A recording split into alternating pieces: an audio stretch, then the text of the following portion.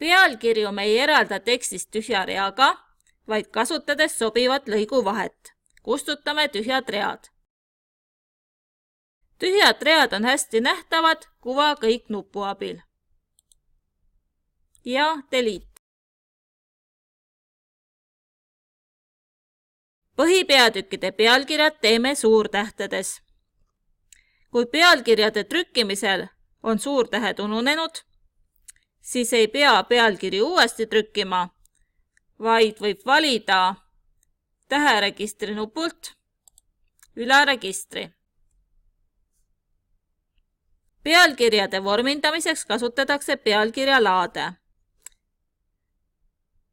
Põhipeatükkide pealkirjad vormindame pealkiri 1 laadis. Muudame pealkiri 1 laadi, et see vastaks meie UPT nõuetele.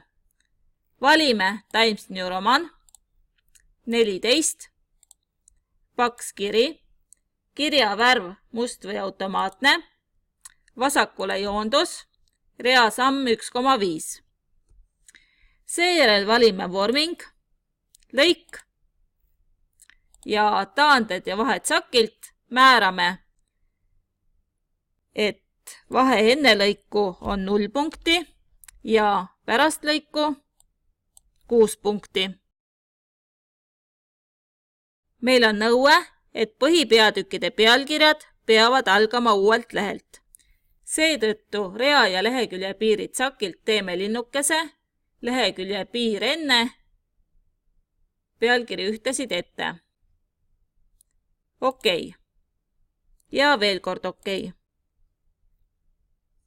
Näeme, et pealkiri on saanud määratud vorminduse ja ta algab uuelt lehelt. Teeme ka järgnevad põhipeatükkide pealkirjad pealkiri 1 laadis.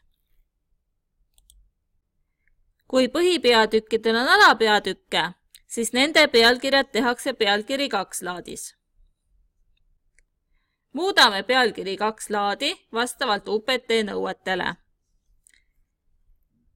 Kiri Times New Roman, kirja suurus 13, paks kiri, kirja värv must või automaatne, vasakule joondus, reasamm 1,5 ja vorming lõik, taanded ja vahed ja vahe 24 punkti enne lõiku ja 6 punkti pärast lõiku. Okei. Ja veel kord okei. Ja teeme ka järgnevate alapeatükkide pealkirjad pealkiri 2 laadis.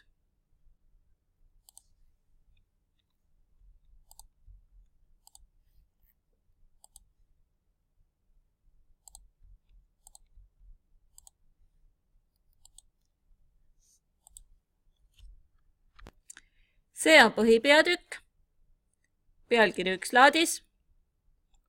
See on alapeatükk, pealkiri 2 laadis. Ja kui alapeatükkidel on omakorda alapeatükke, siis nende pealkirjad tehakse pealkiri 3 laadis. Muudame pealkiri 3 laadi. Muuda.